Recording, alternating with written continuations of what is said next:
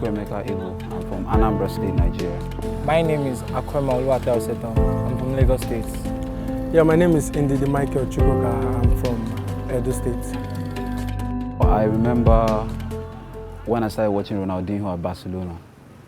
He made me fall in love with football more because he's so good at it that it's easy to fall in love with him. And added with the passion I have for football, I decided to fall in love more with the game. On a personal level, I remember playing as a child on the streets and scoring so many goals. Obviously, that doesn't count anymore, but it was fun back then. Like I started from age 6, and when I was in school, I played those Principal Cup games, and although I played it for like 2-3 years, then I went to the Lagos State level, the state level, and from there, I started playing leagues, the Nigerian Pro Leagues, and before I traveled. Then coming back to Nigeria, I joined the Young Football Academy. I practically wanted to do something that has to do with humanity, right?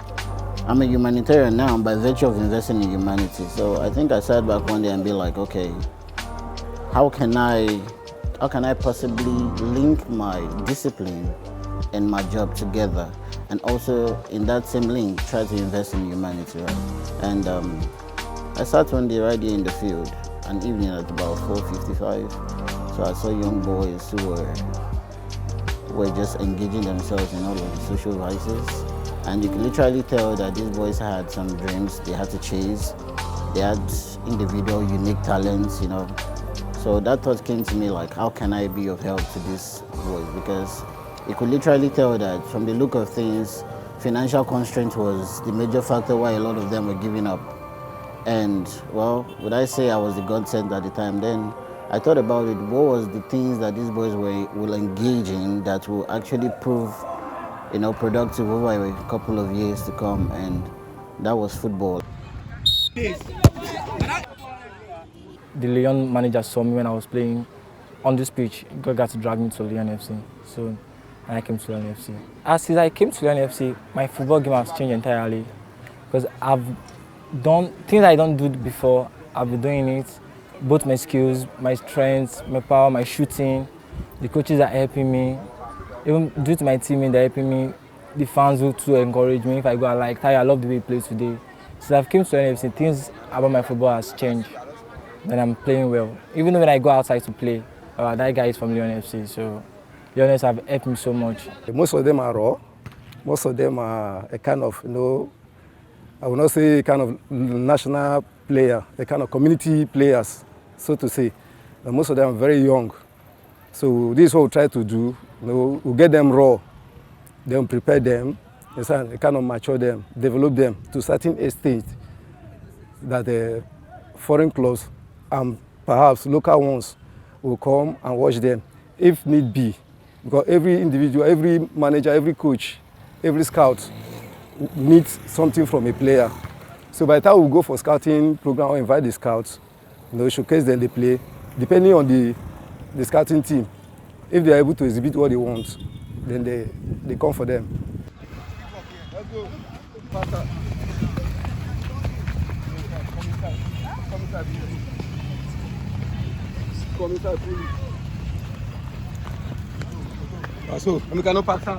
I grew up with so many boys like me who loved playing football. But back then it was just about playing football. But you grow up and you start to realize that while it's easy for every other person to get a job or learn something and start doing something, you keep playing football, and it's not just about fun anymore. You want to play and be known for it and get paid for it. Playing abroad, it tends to be a different ballgame entirely from Africa. Yeah, it's a whole lot of exposure, because that is where the main game is. That is where the money is. So it's business over there. But coming down here to Africa, we have good talent and good game, but no exposure. If you sign that contract, your life can change in a split second. First of all, obviously the money comes. Then there comes the responsibility, the fame, the deals and stuff like that. So I see myself changing on a financial level, being able to do the things I've always wanted to do, being able to give back to the community, to those that supported me, to my family, to the less privileged. Just being able to afford to make somebody smile because I want to.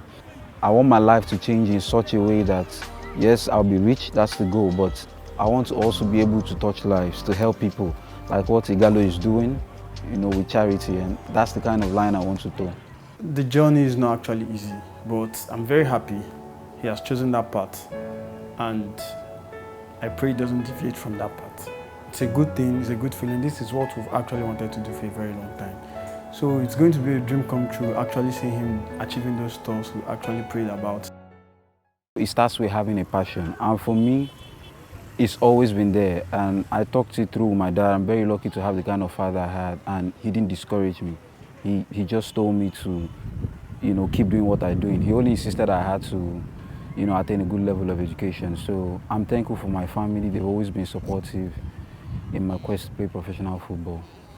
I've been very proud of him because he is a praying type. He prays his way out of any problem.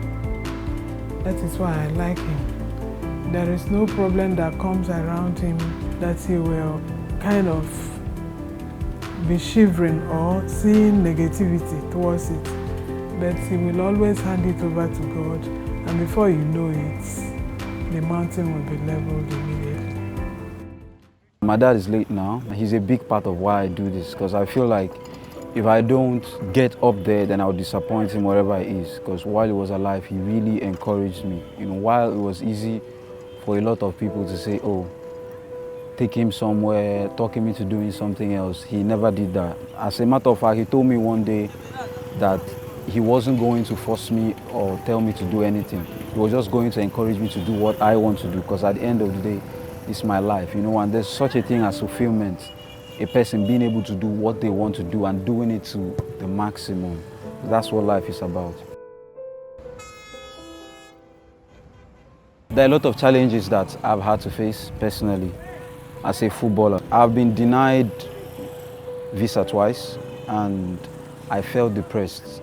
I did feel depressed because, when you're told that, oh look, a club wants you, and you up your training, you up your game, you know that you're good enough, you know that you're ready to go. Some things are just out of your hands. There's nothing you can do about it. You're denied visa, so it means you can't make your move. It means you can't sign that contract. It means you can't be where you want to be. Mentally, you put in so much work that when you get news like that, you just don't know how to continue. But what can you do? You have to keep soldiering on. I don't get enough support from my family because they think, I just do from the start, that they think footballers doesn't make it, like they don't have works, that they are just touts, let me use that word. I know that word is too strong for me to use, but that's what my family is like. I have someone in my village that was playing, doesn't make it. I was like telling them, Mom, if that doesn't mean I'm not going to make it. But like, I do beat my chest, like me, Onwuka, I'm going to make it in this football. So I believe myself I'm going to make it, and with Lyon FC I'm going to make it. I think the first difficulty for me is the personal one for every player, which is believing in your dream. I think there's a saying that says, winners never quit, right? So for you to win, you must never accept quitting. In short, quitting is not an option, that's what it means. So for me, that's your first challenge. Believing in your dream so much that you know that no matter how high the hurdle is, you'll be able to jump over. No matter how strong the obstacle come at you, you'll be able to scale through. Hey, too fast here. Too fast here. Calm down. The best part of competing to me is winning. I'm an ultra competitor, so I live to win. When I say win, it doesn't necessarily mean you coming out tops in a football game, but being better than you were yesterday. Being able to do more than you were doing yesterday. Being able to hold back certain habits that will draw you back from being where you want to be. Self-control, self-mastery, that's winning. And obviously winning a football game, because the winning is sweet, the feeling is sweet. So the best part of competing for me is winning. Perseverance is key, because in African football, you can't just make it at a go. It's not like in Europe where everything is standardized, where you have to go through this process, and when you're good, you can make it. One of the problems we face here is the nature of football here and the way football is being governed. And that's why I thank God I found myself in Lyon, where transparency is the key. I've learned a lot since I've been here because the training programs is different from what I've been used to. So it helps you up your game, it helps you become a better player, and the kind of exposure it offers.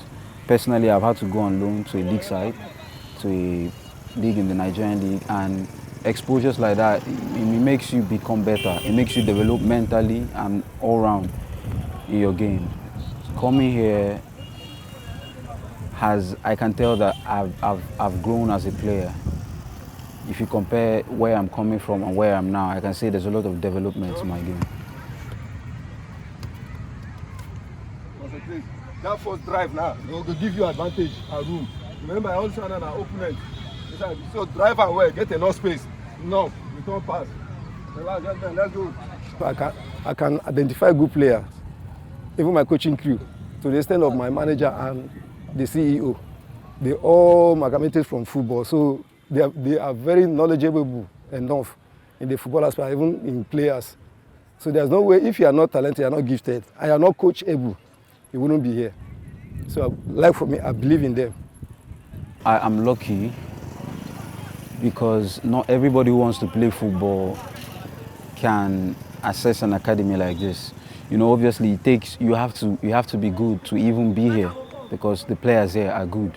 You know, and from time to time, those who their games drop, they drop them, like they take them out and they no longer belong to the academy. So it's not even about being good. You have to be good every day. You have to show up every day. So for people who are not here yet, all I can say is keep pushing. You know, just keep doing what you're doing. At the end of the day, these things, where there's a will, there's a way. Most of them are very, very talented. It's just like this side of the world, Africa. We have more talents, but less opportunity and the facilities are not there now to properly enhance them. They are kind of their talents. You see, from our national team to even the national level, we find it very difficult. You can see where we are training now. No provision for a kind of astroturf or grassy pitch. And this one is more a kind of challenge to them. They don't allow them now to exhibit most of their talents. But however, we still try. If you're able to play on this turf, I wonder why if you go to astroturf and natural grass, then you'll be flying, so to say. This is Ojo, you know. Ojo, from Mile 2 Ojegule down to Ojo to the Badagry part of Lagos is where you find the natural born talents in football, you know. I stay on an island, but I don't have the academy on the island because you have to put it right where you get the raw talents. And I think with this initiative, I had to, you know, call a few friends of mine who had the same dream, you know, to help us pursue this particular course. So that was where Lyon started from. So we looked at it like, okay, it's a long-term plan. Possibly we're training cubs for now, and then a couple of 2-3 years we might have grown lions. I want to play for the national team in 2026 World Cup. That's a personal goal I have for myself. So if I'm going to do that, it means I have to be somewhere by then. So if I can leave the country this year and be playing at the top level till then I believe I'll get called up for the World Cup. So this is 2021, 5 years from now is exactly 2026 when the World Cup will be taking place. So I want to be in the World Cup for Nigeria. I just want to play at top flight. I want to play good football because I already know I have the experience and the exposure. What I just need is a top flight football. I want to play in the top flight because I believe I will be there by God's grace. But it's just like patience, like playing in maybe Chelsea, Barcelona, stuff like, because that is my goal. The goal. I think for me personally, it's waking up one day anticipating the fact that I want to watch some of the academy players on TV at professional level, at the premier level of any division in any country. My advice is, if you're sure it's what you want to do, if you're absolutely sure and you're convinced that this is what you want to do and that you're good enough to do it, don't stop, don't listen to anybody, just keep persevering, keep persevering. It's never easy. Football is never easy, even in the advanced countries where they have better structures. It's not easy, not to talk of a country like Nigeria, but quitting won't make it any easier. So if you keep going, you keep getting better, you keep seeing things, you keep improving. So that's the only way. Don't stop, keep going.